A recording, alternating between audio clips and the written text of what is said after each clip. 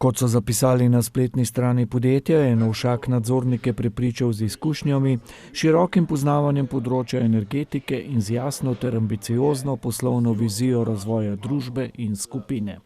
V predstavitvenem programu dela za prihodnja 4 leta je Novšak med strateške cilje navedel: varnost in zanesljivost delovanja elektrarn v skupini, zanesljiva dobava energije ter h kupcem usmerjena prodaja in trgovanje. Skupina Gen se je pod Novšakovim vodstvom razvila v eno najuspešnejših in najstabilnejših slovenskih poslovnih skupin, ki dosega letne prihodke nad 2 milijardi evrov. Iz Posavja pa v novomeški Revoz, iz katerega so sporočili, da potem, ko so 17. marca začasno zaustavili proizvodnjo, njen vnovični zagon predvidevajo 28. aprila, prvi teden samo v eni izmeni.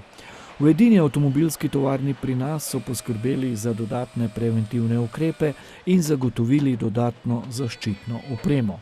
Zaposlenim pa jih bodo podrobno predstavili prvi dan prihoda na delo.